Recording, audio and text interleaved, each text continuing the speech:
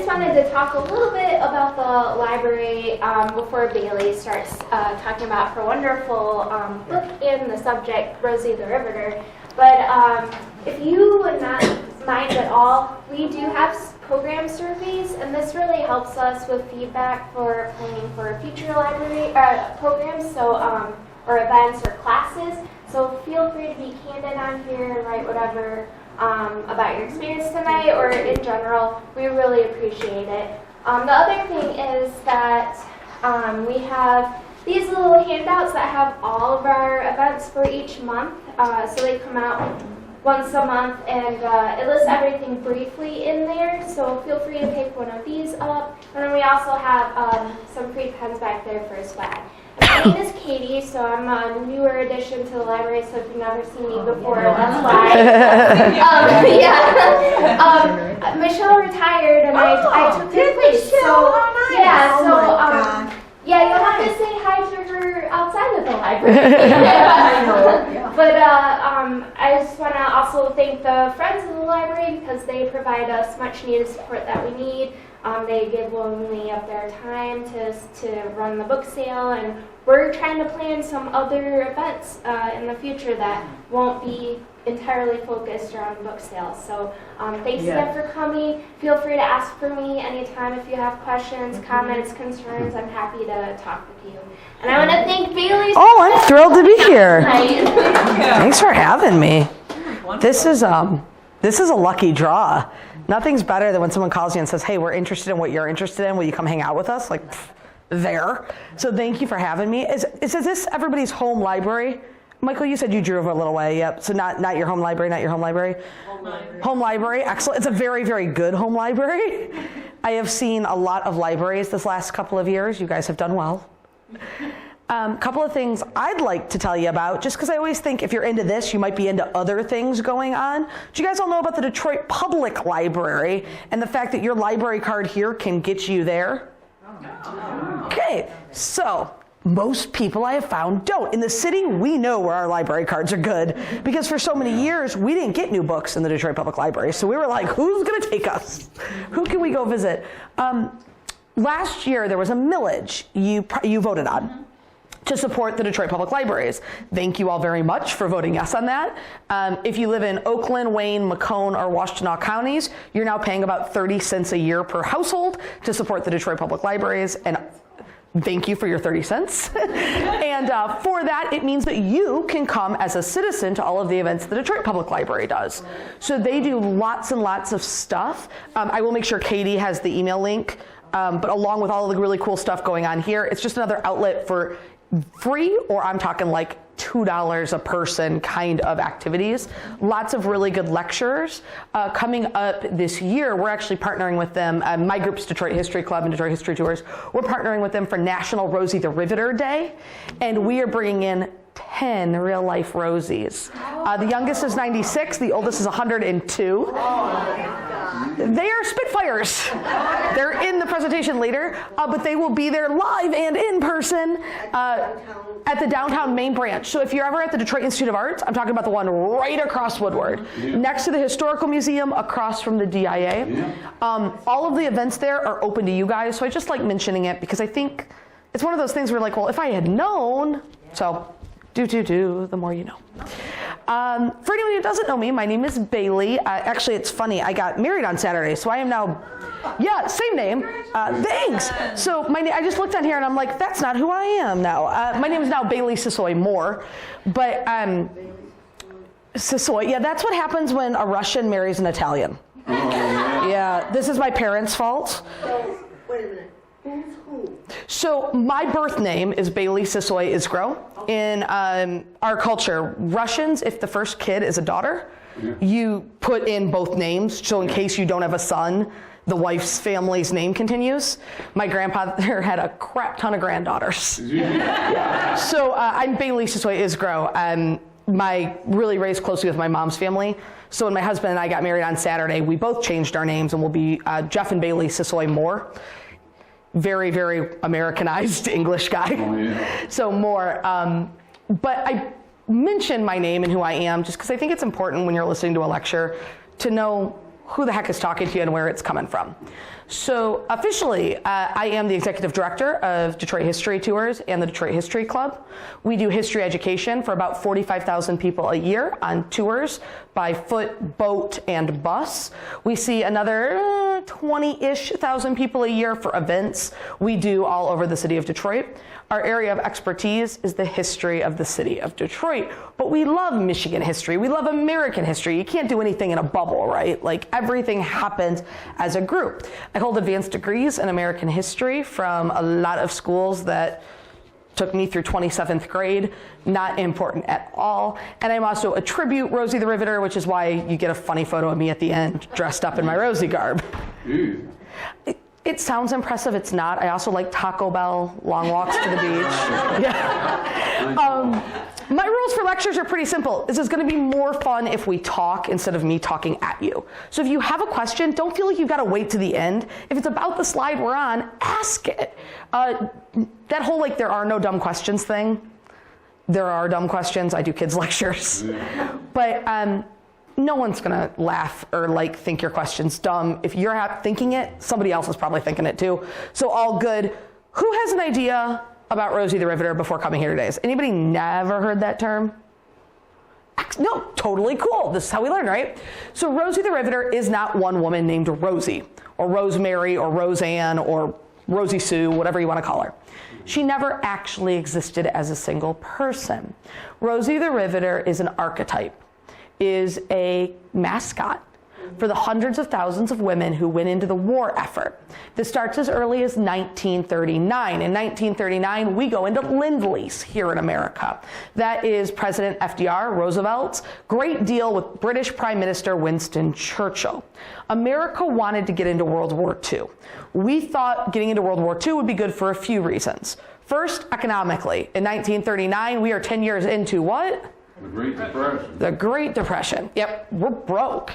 And the idea of getting all of our factories going again, that was exciting to FDR. He thought this will pull us out of the war. Secondly, he believed if fascism is allowed to spread across Europe, eventually it's going to come here. And you don't wait for your house to be on fire to help your neighbor put out their house. You just get out the garden hose and try to stop it the minute the fire starts. Congress, however, didn't want to get into World War II.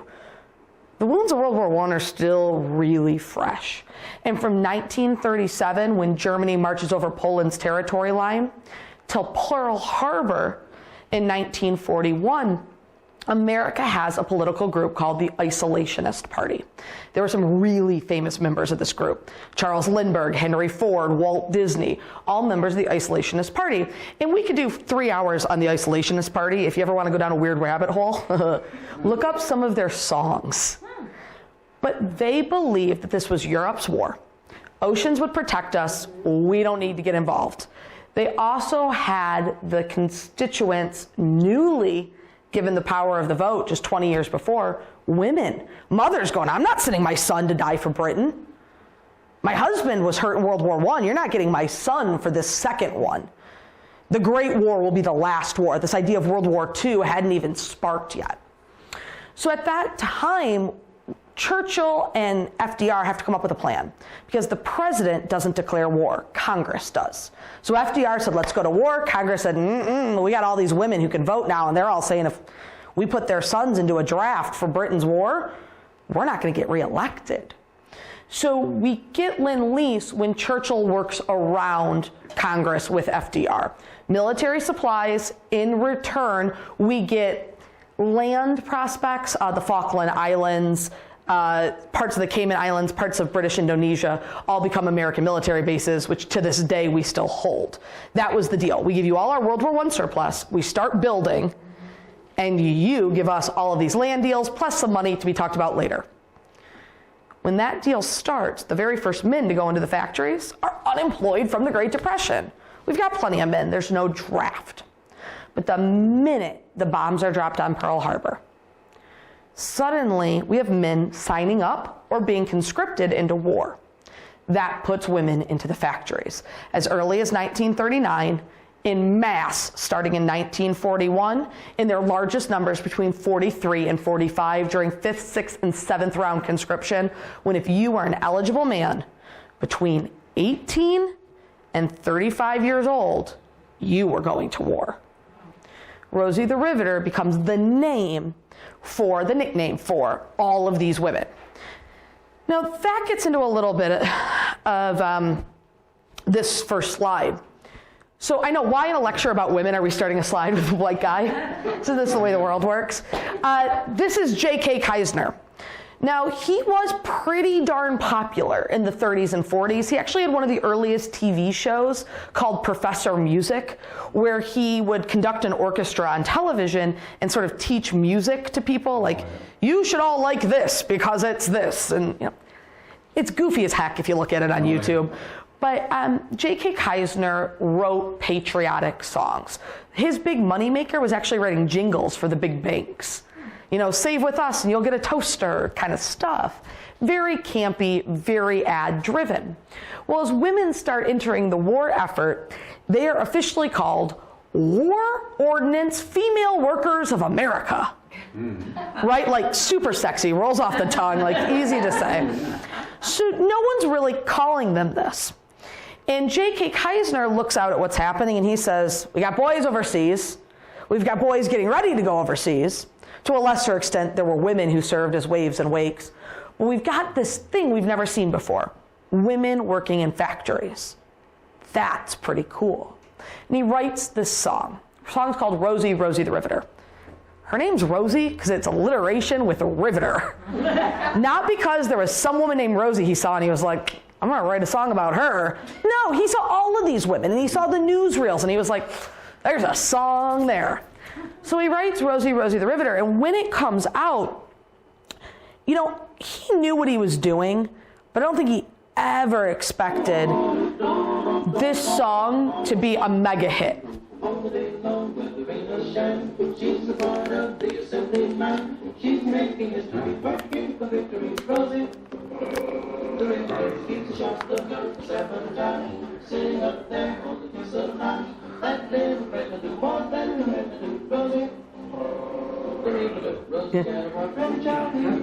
Yes, sir?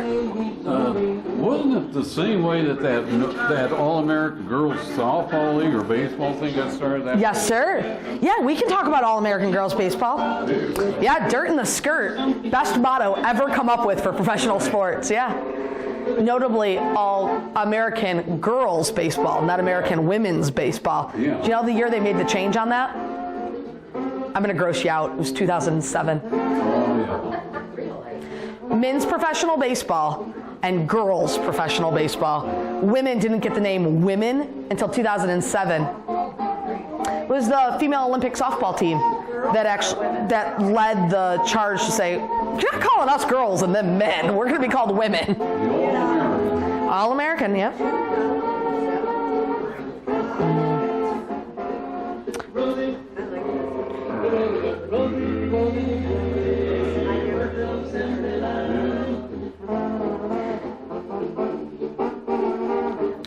Now I play you this little bit about, I think we could all call it cheesy, delightfully cheesy, but cheesy Americana, because it's where Rosie the Riveter gets her name. So the song comes out. Boys overseas are like, oh, I've got a Rosie back home waiting for me. And women literally straddling the fuselages of B-17 bombers, working on Sherman tanks. Your mother, Mary Lou, worked at Chrysler. She was working skinning these tanks. She was there thinking, whoa, that song's about me. I'm a Rosie. And Rosie was a hell of a lot easier to say than American War Ordnance Worker, and they started taking it on. Was there a woman named Rosie? Yes, law of averages. Rosemary was the 7th most popular name in 1942 for women in America. So was there a woman named Rosie who riveted? Yes, probably dozens and dozens of them who got a real kick out of this song. But when we talk about Rosie the Riveter, we're talking about it like we're talking about Uncle Sam. This idea of hundreds of thousands of Americans that could have been named Mary Lou, Sarah, Bailey, Emily, Josephine, didn't matter. Now, the song becomes so popular that Norman Rockwell is commissioned to paint the cover of the Saturday Evening Post. If you were alive during World War II, this is your Rosie the Riveter. Now, a lot of you are like, no, she doesn't have the polka dot bandana on, her sleeves aren't rolled up. This doesn't look like the Rosie I know.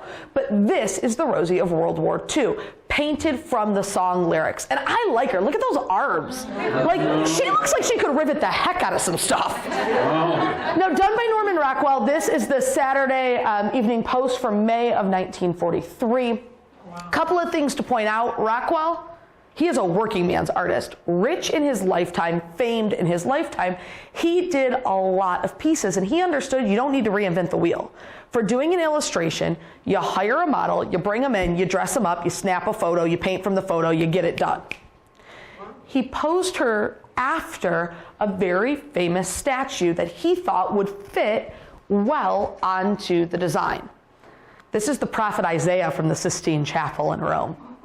Except instead of a toga draped over his lap, she's got her rivet gun draped over. Instead of holding an apple, she's got a ham sandwich. Instead of her foot resting on a pillar like the prophet Isaiah's, hers is on a little copy of Hitler's Mein Kampf. Her penny loafer shoes, her overalls rolled up, her sleeves rolled up, across her chest, the insignia of a true woman war worker. She's got her V saying, "At home, I've turned my backyard into a victory garden." She's got her badge for the Willow Run factory, this long rectangular, an Army Navy E for Excellence Award, the highest award a factory could earn during the war. If anybody ever debates you that Detroit was not the arsenal of democracy, that Rosie the Riveter was not a Detroiter, simple way of doing it. Well, madam, you see, the highest award given to a factory for service to the war effort is the Army Navy E for Excellence. 98 were awarded throughout this country. 87 of those were in Detroit, Highland Park, or Hamtramck. She was a Detroiter.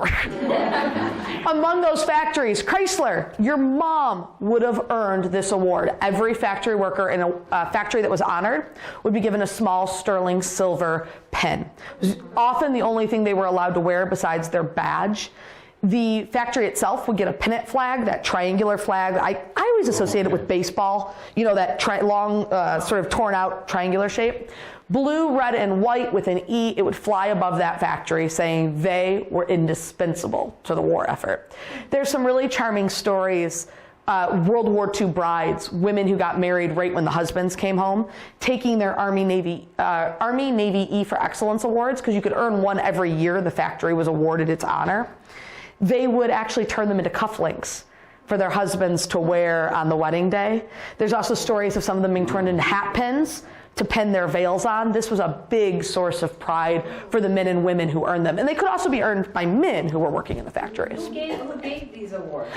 The American government. Yes, ma'am. So actually, glad you mentioned that. You're my new favorite. Have you ever heard of Frances Perkins? Frances Perkins, is that like? Yeah. Yeah, it's right there in the back of the head somewhere. Yeah. Secretary of Labor under President FDR. First woman to ever be in a president's cabinet. Frances Perkins. Fun way to remember it. Did you ever see the movie Dirty Dancing with Patrick Swayze? Yeah. You know this, don't you? Yeah. So, you know that there's that moment in Patrick Swayze and they're in the bed in the cabin they're not supposed to be in, and he's like, "Baby, what's your real name?" And she says, "Frances," for the first woman in the cabinet. Yeah. You're never gonna forget it now, I promise. It's like, it's in there. Yeah. You gotta go watch shirtless Patrick Swayze to learn World War II history. I'm here to help. So Frances Perkins, actually a Secretary of Labor, devised the award along with General Patton. They felt they needed to honor factories. A lot of these factories gave up huge profits to work for the war effort, as well as a lot of the factory owners. One of my personal heroes, Etzel Ford, Charlie Swarenson, Knutson. I mean, these guys had jobs that were the equivalent of William Knutson. He was General Motors, and he had a $400,000 salary in 1938. We're talking about $2.5 million a year now. He gave it up and went to work for the federal government for $1 a year during the war to help turn our factories into war factories. You know, we stopped civilian production in Detroit. And so this award, to answer your question, was given out by the government a little bit as like a attaboy, but also a little bit as a way of saying, we recognize that it's not profits, that you guys are working 3 shifts a day, 7 days a week, that you're doing it with limitations on what supplies you can get, with terrible conditions, with workers you're having to train on the spot who before this, many were housewives. For that, you have earned what they never, ever expected. What to this day, historians are still like, how the hell did that happen? Is not only did the women meet expectations, they often exceeded them. By the end of the war, Willow Run, which actually is the badge Norman Rockwell painted the first image of Rosie wearing, Willow Run was producing a B-17 Liberator bomber every 58 minutes, nose to tail. That's insane when you think in 1938, the Boeing Aeronautics Company was making less than 50 planes a year. Suddenly we can do what they were doing in a year, in 2 days, with better results. That's what these women did. Now, to get back to this image for just a minute, this is Mary Doyle. Mary Doyle was a telephone operator in Vermont. She was hired by Rockwell, paid about $12, which, let's be honest, if somebody wanted to put me in overalls and take my photo and give me $12, today the equivalent of about $150, I am there. She took the photo and became his Rosie the Riveter. When this is published on the Saturday Evening Post, it finally gives a visual to this song that's already been out for about 10 months. And people are like, Rosie the Riveter, I'm a Rosie, this is a Rosie. It's Rosie fever in America. Rockwell's image becomes so popular that he licenses it to the War Bonds Committee. He does it for $1. Basically a free licensing deal. He wanted to be patriotic in this. It is to this day the #1 selling U.S. savings bond of all time. It's also one of the most valuable.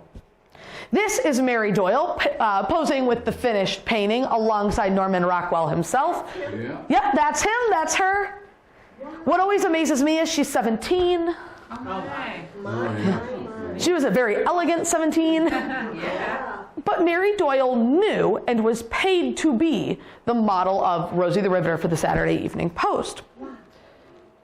This is Mary just a couple of years ago. Very sadly, we have lost her. At the ripe old age of 97, Mary passed on, I'm sorry, Mary. Rosie, our original Rosie passed on. Mary Doyle was 97 when she died. She left children, grandchildren, 1 great-grandchild on the way. She lived a really good life, and I thought her obituary was lovely. It said, our mother's greatest moment in life was representing one of the finest moments in the lives of American women. She was truly Rosie the Riveter. Yeah.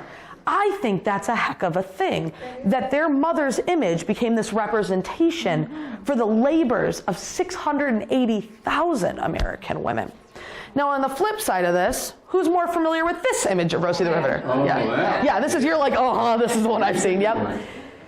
I've never seen the other one. No. Give me a high five, thank you for saying it. I needed someone to say that. We'll get to why. If you'll beg me a few moments, I'll get to exactly why you've never seen that other one until now. So this is often called the polka dot Rosie or the Westinghouse Rosie. This image was painted by a guy named J. Howard Miller for the Westinghouse Company, which is like 6 miles from here. He was a staff artist.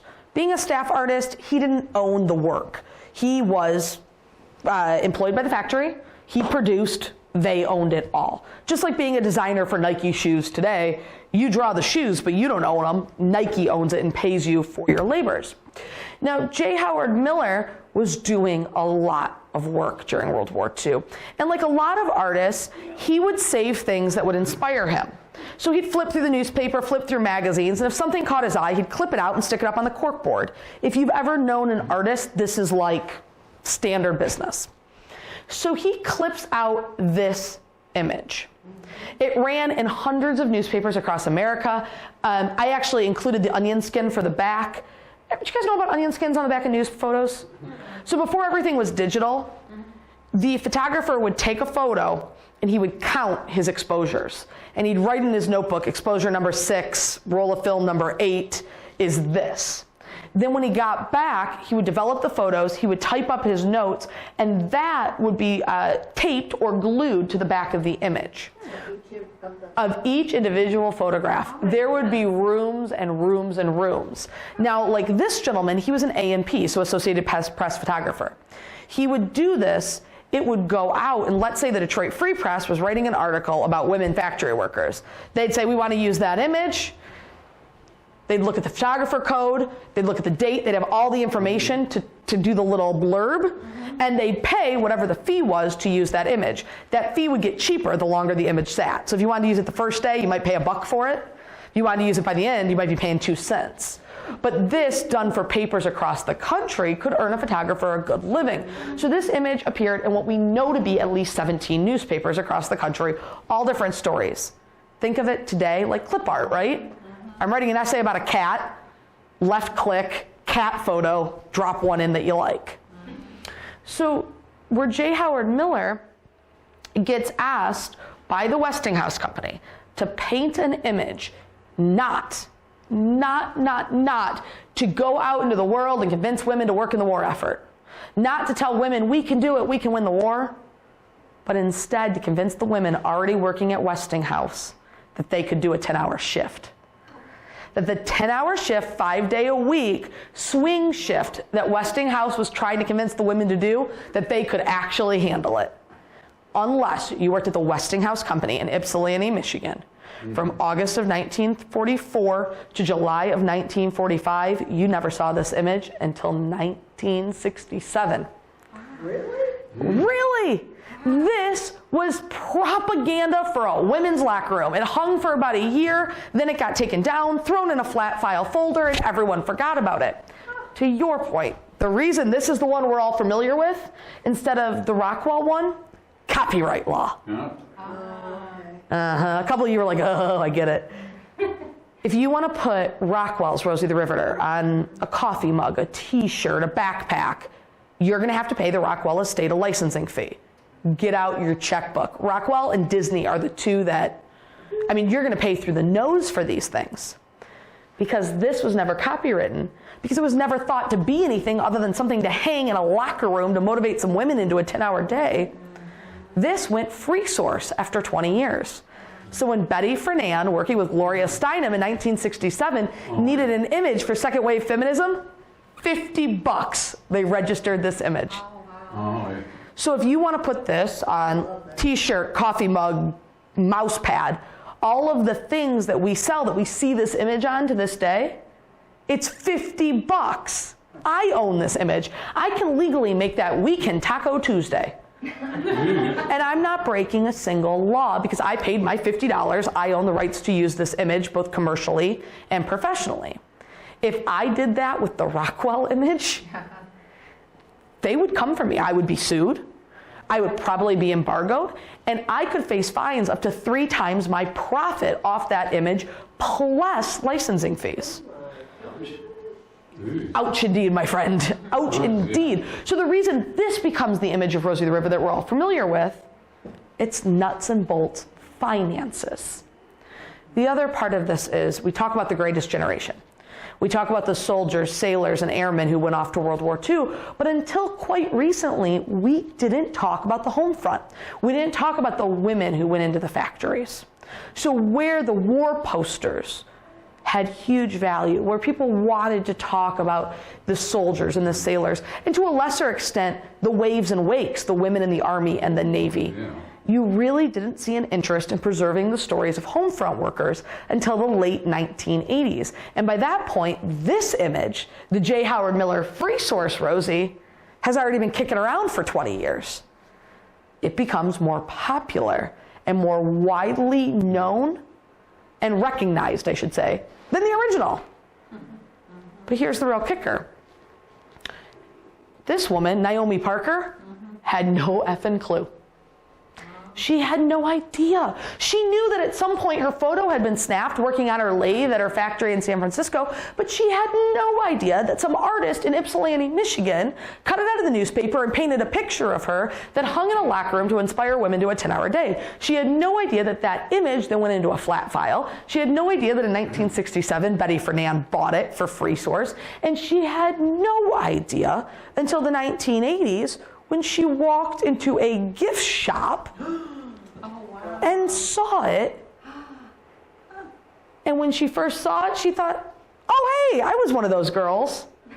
Not, oh, hey, that girl was actually me. This is Naomi Parker.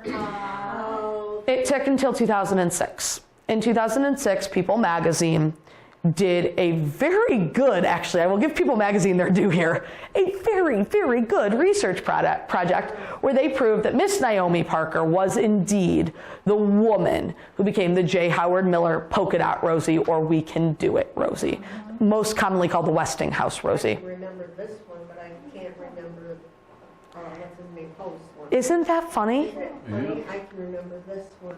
Now I'm really gonna mess with your mind a little bit, ma'am. Because I want you to look at this, Rosie. Yeah. Then I want you to look at this, Rosie. And then I'm going to tell you neither of these women is Rosie. But both of them are Rosie. Because just like we said at the beginning, there is no one Rosie. Okay. And here's what both of these images screws up. Plain and simple. Both of these images show a young Caucasian woman as Rosie the Riveter. And by the numbers, that is simply just not true. This idea that Rosie the Riveter was this young, quite beautiful, actually, I think both of these images are lovely women, isn't exactly right. There were 680,000 Rosie the Riveters in America. There's another 450,000 in Canada. 680,000. So get 680,000 women in a room, we're going to have a lot of different looks, right? We're going to have old and young and pretty and not so pretty. We're going to have every color of the rainbow. We're going to have every religion. We're going to have every ethnicity. And the idea that the two main images that today represent Rosie the Riveter are both young white women is actually a huge misnomer. 680,000 American women enter the war effort. 200,000 did not speak English as their first language. Polish, Russian, German immigrants, often first generation born in America daughters. Chinese, Taiwanese, Vietnamese, Hispanic, South American, Mexican, Cuban. You name it, we had it, except one ethnic group, Japanese.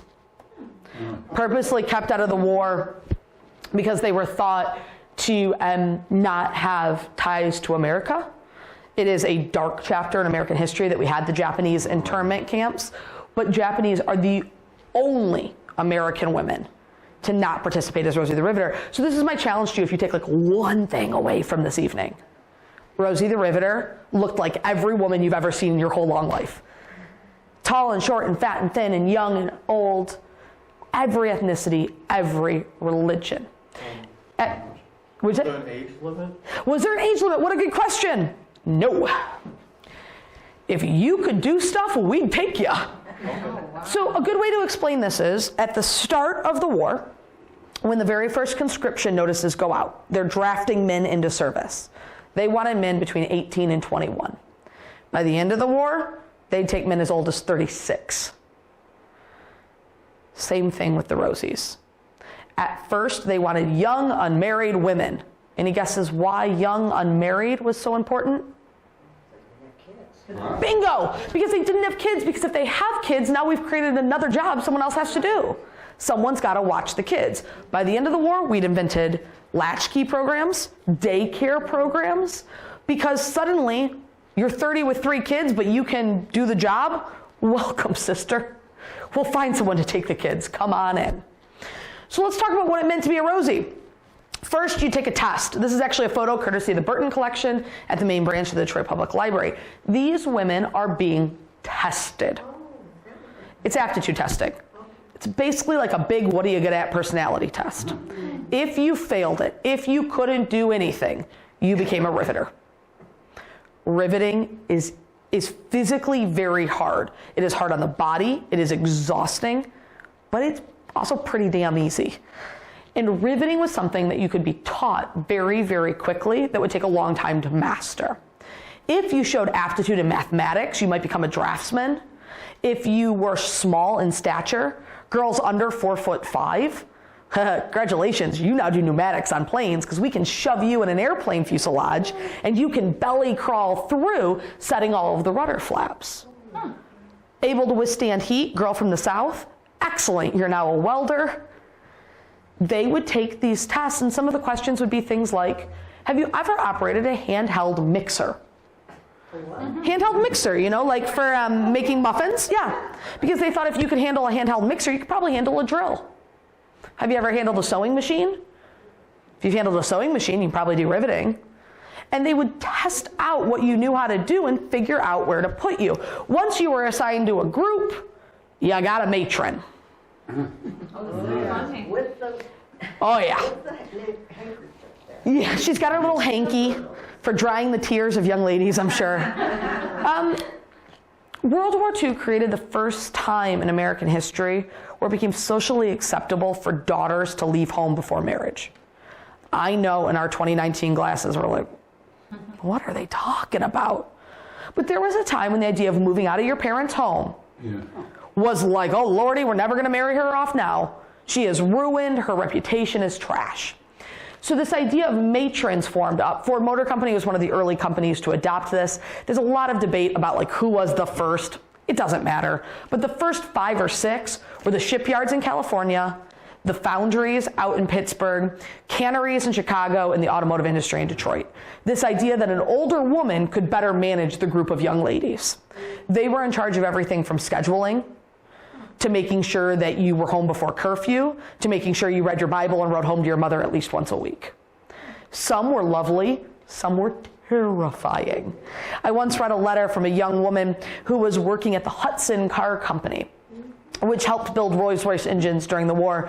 And she wrote home to her mother in Kansas, basically, the money's great, and I like working, and I like the women I dorm with, and life's good, but my room mother is just terrifying.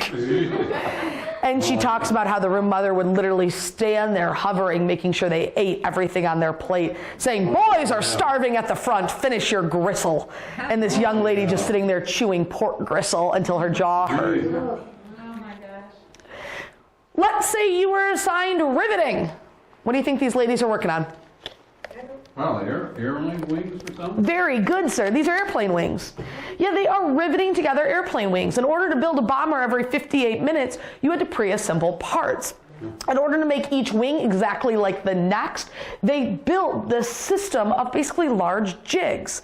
8 women to a team could complete a wing in less than an hour. That wing would then go into the assembly line, and instead of attaching individual parts, you're now attaching the entire wing structure.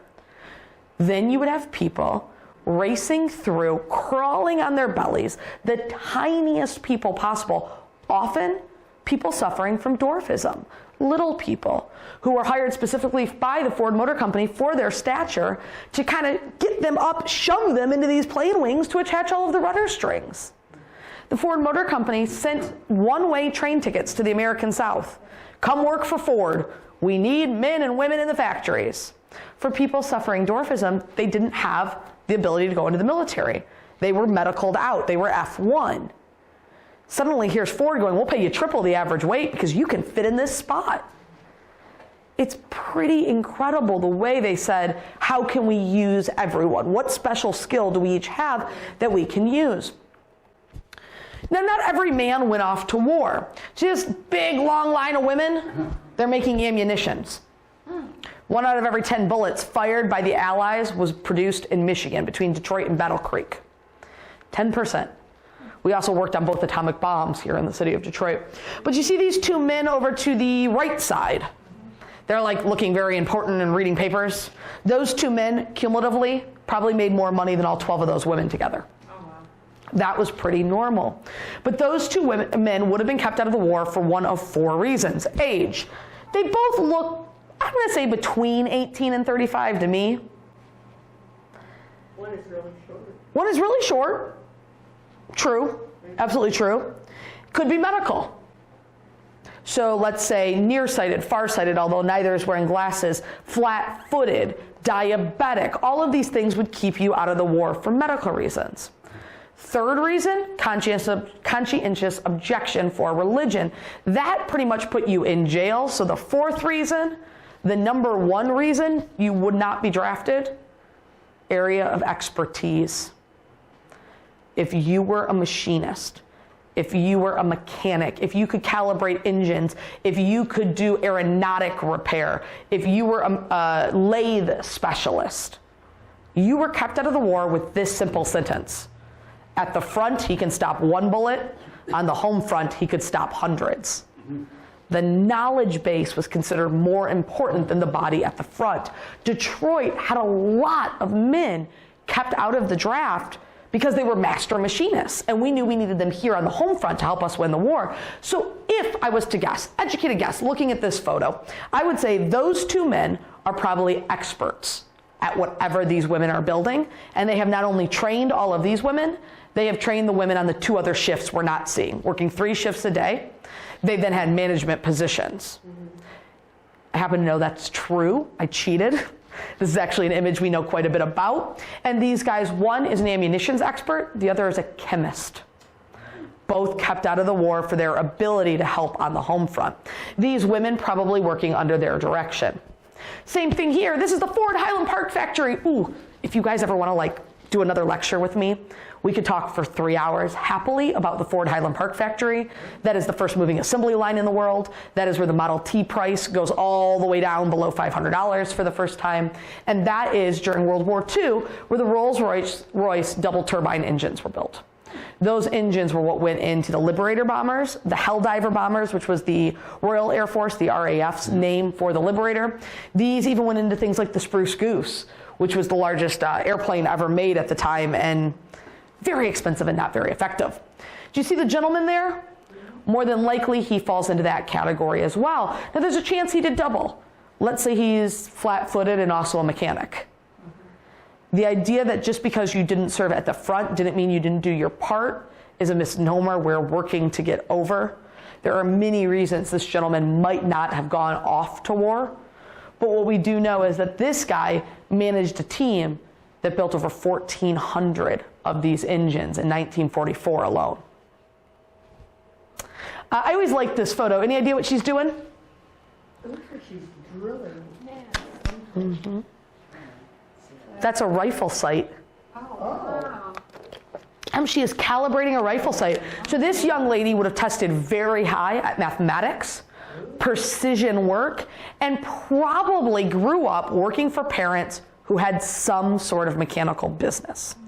So let's say, even at a time when women didn't generally have a job, your dad owned a car repair factory. You want to tell me he didn't have you out there helping?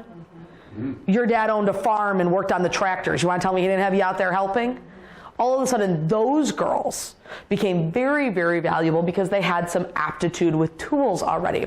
We also have a lot of memorandums from the time of factories just being genuinely surprised at some of the things women coming in knew how to do. In fact, there was a woman who showed up to Smith & Wesson, the famous gun manufacturer down south. They had an open call for employees, and on the placard even said, "We'll accept women." Like, thanks, bro. So she shows up and they say, "Do you have any experience with guns?" And she says, "My dad's a Texas Ranger." And they gave her a gun and she went out and absolutely demolished the range test. I mean, had one of the highest scores they'd ever seen, man, woman, or child. She came back in and they said, "Master gunsmith." Put her into a program. Following World War II, that woman worked for Smith & Wesson until the 1980s. She retired well into her 90s. She was a gunsmith. Following World War II, most women got laid off. She was so damn good, they were like, "We gotta keep her." So you would have women come in who had huge skills. You'd also have women come in who were like, "I know how to use my hand mixer," and everything in between. So women start taking on these jobs. And in the way the world works, there are those who say, "Good job, girls. Go get them, Rosies." And there are those who say, they're not doing a good enough job. Yeah, they're not as fast as the men. They're not as strong as the men. They're this, that, and the other thing. They're not going to be able to do it. This is one of my favorite photos because if this doesn't sum up how women handle things, I don't know what does. These women work at a supply company in Toledo. Their job was to pack orders. So an order would come in and it would be like 600 of this part, 200 of this part, 10 of this part, and they'd have to take crates and go through the warehouse and fill them. Well, when they were told, oh, you're not as fast as the men, they went home I saw that. and got their roller skates. Oh, yeah. Suddenly they were faster than the men were. And the factory had to send a letter to the War Office because everything's rationed. You can't get leather and you certainly can't get metal, so getting roller skates would be near impossible. They sent a letter to the War Office, we need 15 pairs of roller skates for the war effort. Oh, right. The War Office said, you'll have 15 pairs of roller skates. Women were coming up with new ways to do things. This is another example. For those of you who have ever done like woodworking, metalworking, jigs are your friends, right? If you want to make one thing over and over and over again, you want to make a jig or a mold or some sort of system so that it's easy to just replicate. Here's a good example of that. This woman actually was covered in the Detroit Free Press for getting a patent for her invention. She had clamps that were permanently affixed to her drill press that allowed her quick release and re-stabilize different jigs. So she'd have all her jigs next to her, and when part change happened, click off, click on, keep going. She was awarded a patent, and the Detroit Free Press covered the story. This woman was born in Poland, immigrated to America at 7 years old, and became a huge part of the war effort. Her name is Helga, although she went by Helen. I think she Americanized her name. There's a really cool project going on right now. It's striking seeing these images in color, isn't it? It's just a whole different feeling. There's an artist working with the Library of Congress to hand color World War II images, and she is focusing heavily on women war workers, talking about ethnicity, talking about race, talking about, look at these women. This is a Rosie the Riveter. And I think they're truly beautiful. If you have time, if you're looking for something to do, check out the Library of Congress colorized photo collection. She is working through them as a grant. She's one of their fellows for the next 18 months, and more of these images are coming up daily.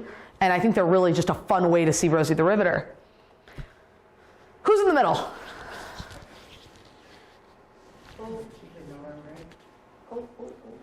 That's Lena Horne. Who did the most USO shows in American history? Probably Bob Hope. I hope that's what I was thinking. Now her. She almost doubled him. No, yeah, Lena Horne. Yep.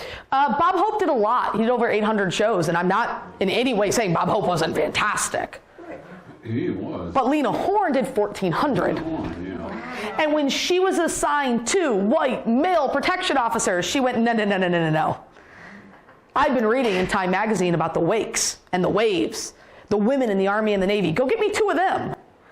And when they brought her back too, she said, wait. You don't have any black ones? And when they said, she said, I'm doing all of these concerts for free. And if I'm going to do that, you're going to make sure that women who look like me have every opportunity. Go find me 2 black women. Yep. These were her protection officers for the war. Here's what's amazing to me about Lena Horne and why I think we should sing her praises from the rooftops. When she was given her first concert, it was an all-white audience. She refused to take the stage. Really? She waited until it was an integrated audience.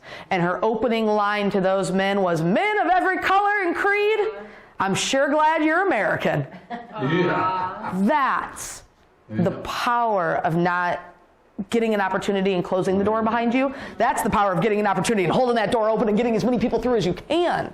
Lena Horne, maybe more than anyone I've ever come across, represents that to me. That idea of, you're going to work hard and get that door open, you're going to help every other person you can get through that door. Lena Horne, in a way, could be called a Rosie the Riveter, because she took on a job traditionally held by men during Lend-Lease and World War II. She did the same job as Bob Hope. Got paid less and got less credit, but she was there doing it.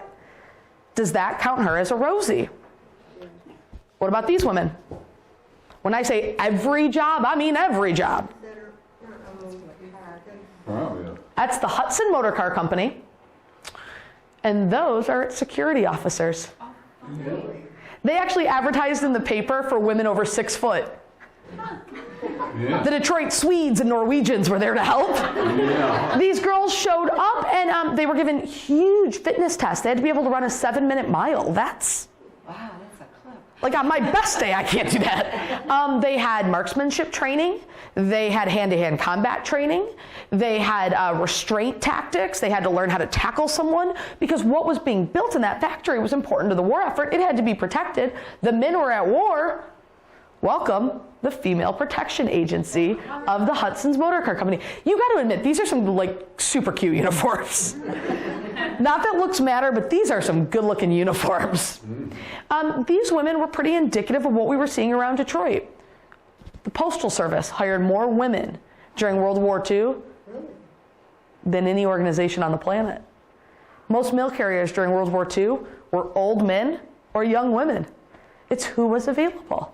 Streetcars in Detroit went from having conductors to having conductorettes.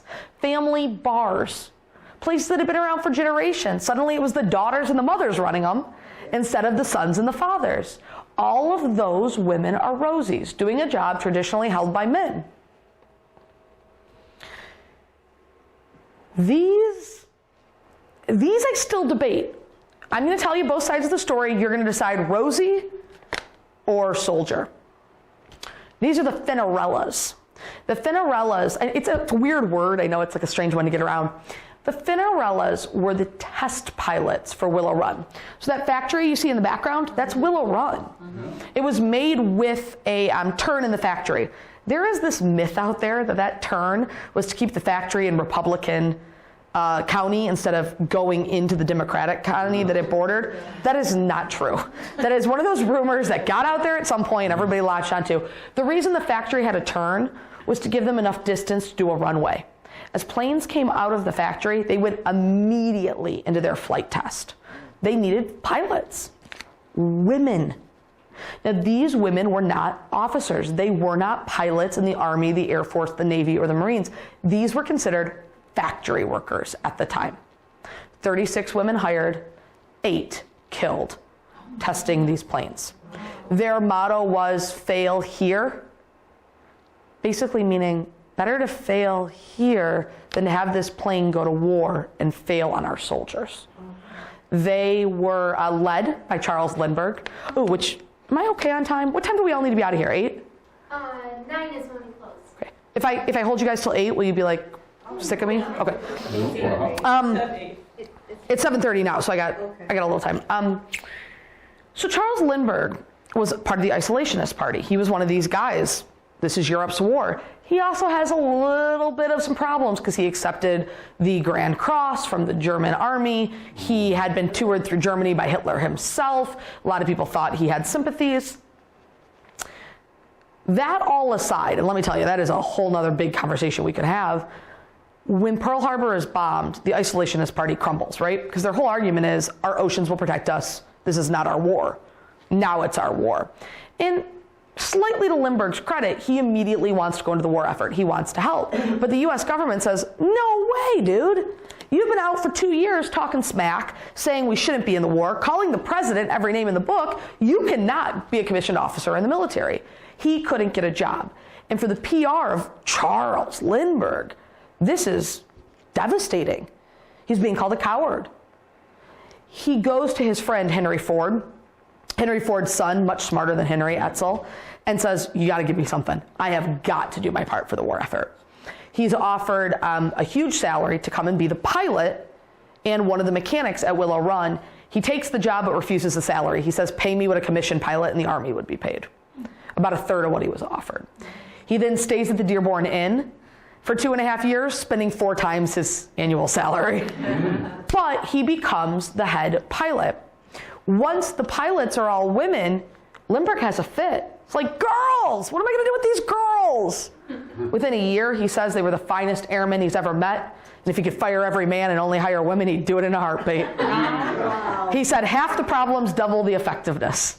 He really thought these women were incredible, but they weren't part of the military. These were considered factory workers. You'll notice, although they're wearing bomber jackets, so this is a wool-lined leather coat, because the planes weren't designed to be comfortable. When you got up there high, you got cold. You'll notice there's no military insignia. They don't even have the right to wear the American flag. That is a plain leather jacket. And They didn't have any background in flying a plane or a couple of them had fathers who were sharecroppers, but no, these women, you know what they were all taught, whatever. They were all taught, in part of the reason these women were selected is they were fearless. I mean, they were genuinely willing to go hurtling off into the air in a plane that had just been built by a group of other women who had no idea how to build planes before a year before, up in the, kind of mid-Michigan. When you work it all through in your brain, you're like, oh my God, was that all terrible idea on top of terrible idea? But they pulled it off. They tested over 1,000 planes that were then put into service. To his credit, former President Barack Obama in 2008 said, it's a travesty these women don't have military honors. He said these women should have been Army pilots. And for many of them, there were only 3 still alive at the time, he posthumously gave them military rights. For the 3 that were still living, they were brought to the White House, they were honored, they were given military rank. They also then the award is brilliant, right? But the nuts and bolts of it is, that means they now have the benefits of being a veteran. VA hospitals, the right to be buried at Arlington. I mean, some things that are of incredible importance. They also got military back pay. Oh, I was just going to say, because big deal, it's kind of a little too late. It was way too late. It really was. It was pathetically too late. But there's that old better late than never, right? Right. And what I think is important is it brought this idea of what women did in the war up into the press cycle again. Cinderella's actually got their name from Walt Disney. Walt Disney toured the factory. He thought it was amazing. And he told Edsel Ford, who are those women? Like, he could not believe it. When you think about this factory, you have people suffering dwarfism, launching themselves into the wings of planes to attach rudder strings. You have women, some of them lying about their age, they're 16, 15 years old, riveting and welding with this huge equipment. You have women flying planes, and every hour a plane is coming out of this building as if by magic. And Walt Disney's looking at this going, this is like something out of my movies. And when he saw these women, he couldn't believe it. He asked why they didn't have patches, why they weren't ranked in the military. And when they said, we're not a rank, we're not a unit, we work for the factory, he designed a patch for them. A little fairy, little wings, cute little bun on top of her head. She sounded familiar? Cinderella's Tinkerbell's mother. Yeah. Tinkerbell was adopted post-World War II. But Cinderella was the drawing that originally inspired the patch these women secretively wore.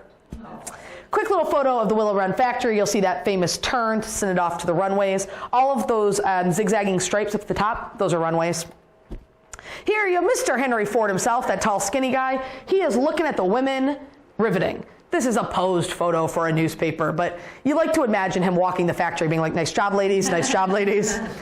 For every woman you see on the outside of this plane, she has a partner on the inside of the plane. Takes 2 to do large rivets because you have to have a back post. A rivet is basically a piece of metal, and by mushrooming both ends, you hook together the 2 pieces. So one on the outside, one on the inside. You also can have a riveting gun where the gun does the back and the front, but for that you have to have an open space for a closed off cylinder like an airplane. One girl on the inside, one girl on the outside. One of the biggest long-term damages these women faced was hearing loss. I mean, imagine being in a tin can with 10 hours a day. I apologize for the blurriness of this photo, but it's such a good photo I have to include it. That is a woman at the Willow Run factory, literally straddling a fuselage, riveting down as her partner riveted up to do the spine seam. 313,000 rivets to make a Liberator bomber. 2 of the welders here. I love this photo of them. Isn't it a cute one? These are actually sisters. What a beautiful Yeah, these are welders, and they actually did a beautiful oral history for the Library of Congress where they talked about their experiences and what they did. And if you've ever had the pleasure of listening to any of the oral histories, you know that they're reminiscences. They're not wonderfully produced. They're not hugely edited. It's just somebody's story. And theirs is one where you're laughing and crying and then laughing again and then crying again. But they talk about that the factory during World War II was the first time they could make real money. And the pride they felt sending that money home to their parents every week. And the guilt they felt for saving a few cents to go to the movies and get a beer. They were young. Officially, you had to be 18 to enter the factory, but officially you had to be 18 to enter the Army. People lied. At the oldest, these girls are 22. And I think that's also something we forget. These are young kids. Lineup of women riveting. Did you guys see how all of them have bandanas? I didn't wear mine today. It's practical.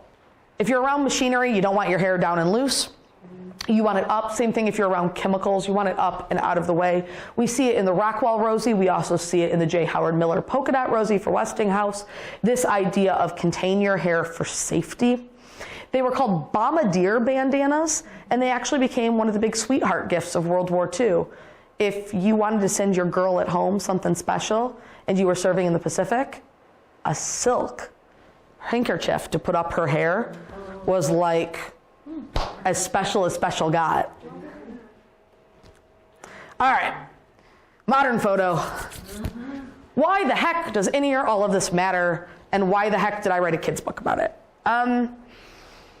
In 2008, a group out in California at the National Rosie the Riveter Park, which is built into the shipyards of California that produced a lot of the ships for World War II, they got together and these brilliant groups said, you know, we need to do something to get Rosie the Riveter in the news.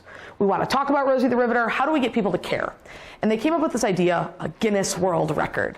What if we could get a couple hundred women to dress up as Rosie the Riveter, all get together in the same place, take a photo. I bet the news would cover that. We could win a Guinness World Record.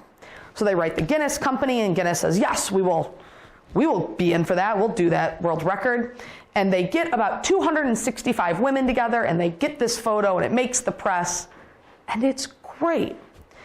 And we're all sitting here in Detroit, Yankee Air Museum up in Ypsilanti, a big part of my life.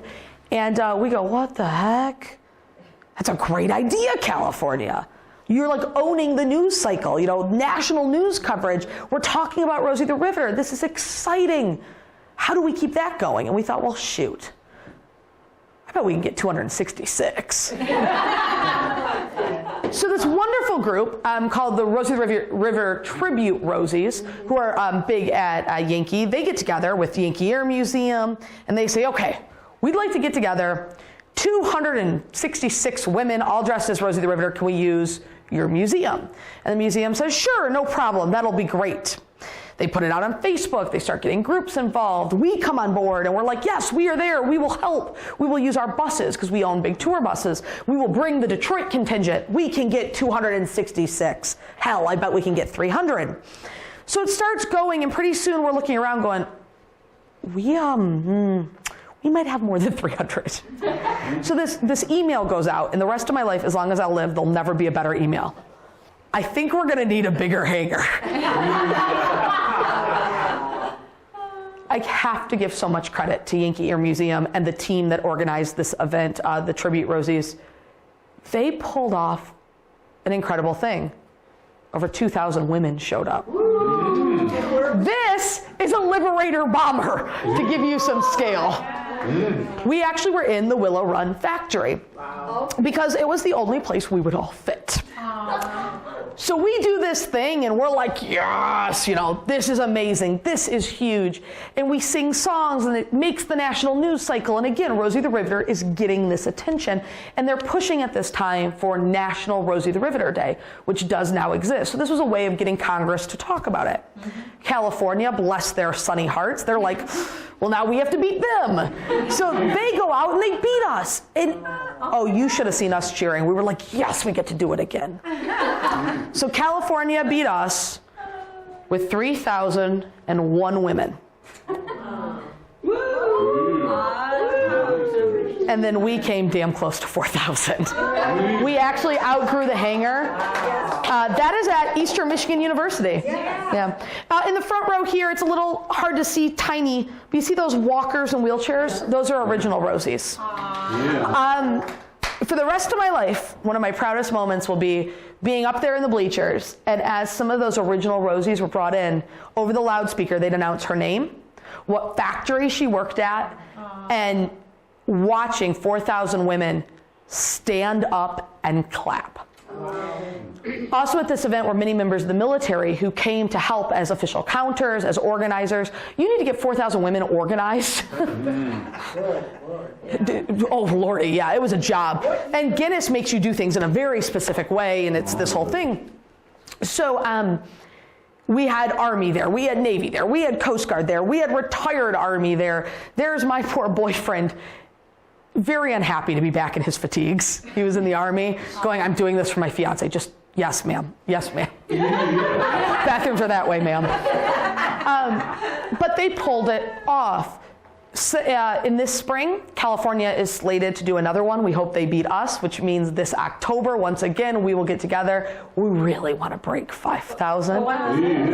This was October of last year. Okay. Yep. Yes, ma'am. Yep. So we got about a year, and we'll be back at it. I will make sure Miss Katie knows. But I can't recommend enough that when this happens again, get your library contingent together. Meet us out there. Bring a book, because it's a lot of sitting around. Youngest Rosie that day. This little girl's name was actually Rosie. I think 4,000 different women held that baby that day. Everyone's like, just give us the child. This was our oldest Rosie there. Her name was Claire. She's 100. Quick little photo of my team. We are outside the Ford Highland Park factory, which is the home of our business today. We're out of Highland Park, Detroit. And this is our, 6 in the morning, we're ready to go. Aww. I will not show you the midnight photo where we are all slightly falling apart. My grandma says I have to embarrass myself with a photo. There's mine. Wow. So a book. Without being political, we had an election. Oh, yeah. And I was with a group of women who had been part of the Rosie Project in a car driving out to Washington, D.C. for a big march following that election. And we're in the car and we're talking about the fact that hundreds of thousands of women were coming together again. Different colors, different creeds, different religions, different everything, different cities. And we're all converging in one place to try to do something. And how, in a way, it reminded us of Rosie, and how, in a way, it reminded us that, God, we're all a lot more alike than we are different. And we started talking, and I'm very lucky that one of the guides at Detroit History Tours and a dear friend of mine, Nicole LaPointe, is an artist. Her professional job is an illustrator. She's done dozens of books. And by the time we got to New York, she handed me that and said, I need you to write a book. Aww. And I said, I don't know how to write a children's book. And she goes, well, you write these big academic books. I write for university students. I teach college. And she goes, you write big academic books, just make it for kids. And I went, I don't like kids. I don't know what kids like. I don't have kids. I don't know how to do this. And she said, well, I think we could figure it out. We'll go get some kids' books. We'll read some kids' books. We'll figure it out. So about 6 months later, I had written a kid's book for Rosie the Riveter. And we never in a million years thought anyone would be interested in a book about World War II aimed at 8-year-olds that talked about Hitler and people that happened. They are largely a women's team. Women executive director, women editors, and they rallied around us in a way I never thought anyone would, and basically taught us how to do a book. All of Nicole's beautiful illustrations. I was lucky enough to do all of the history. It covers Lend-Lease moving forward. When the editor said, do we really have to teach kids about Lend-Lease? I'm like, I am sick of getting college students who don't know about Lend-Lease. Yes, this goes in the book. We had this huge privilege. It was about a year project. I'm just giving you a few of the pages. It's been a crazy, wild ride that's led me to being able to lecture to a lot of different groups I normally don't get to talk to, so it's been a delight. Today the book's at Barnes & Noble and Target and Meijer. I brought copies with me if anyone wants to grab one. They're $15. The library also has a copy you can check out. It's like my new favorite thing a librarian has ever told me, that the book needed like love because too many kids have checked it out. So now it's like taped back together. That makes me very, very happy. But it's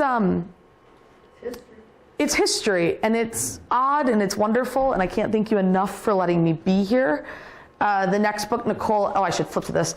The next book Nicole and I are doing comes out hopefully in August, although one of the lessons we learned is August probably means October when it comes to publishing. It's on suffragism in Detroit, because this year we are celebrating 100 years of women's right to vote. And the suffragettes in Detroit, just like the Rosies in Detroit, are truly the shoulders we all get to stand on today for everything we have, man, woman, or child. Our lives are better for what they did. So for us, this is the career Nicole and I never expected. But we will keep writing these crazy little history books until you guys don't want to hear from us. Questions about Rosie, questions about the history of World War II, anything I can talk to you guys about, I'm happy to do. I do have books if anyone would like one. I also brought some flyers for the tour company. Yep. There are 2 flyers up there. One is for the tour company, which again, tours by foot and boat in the summer, tours by bus year-round. We, if you liked this lecture, our Wild Women of Detroit tour, which is 5 hours. So much fun. We will get you drunk and teach you about women. It is a 5-hour women's lecture. We've got music, we've got lots of new stuff coming in 2020, so we'd love to see you at any of that. The other one is for the group, the Detroit History Club. If you're interested in like doing the Rosie events or anything like that, or having groups for lectures, that's all through the club. But truly anything we can ever help with. Our mission statement's pretty simple. We're going to get you to fall in love with the city of Detroit, and then we're going to get you to care about it through its history. So anything we can do within that umbrella, we're your team. Thank you, Katie, for having me. I want you to come back. Anytime, happy to be here. And Mr. Michael's been recording and got roped into a job this evening. But you guys, from the bottom of my heart, thanks for your time tonight. Thank you for being such a wonderful group to spend an evening with. No, thank you. Such a pleasure.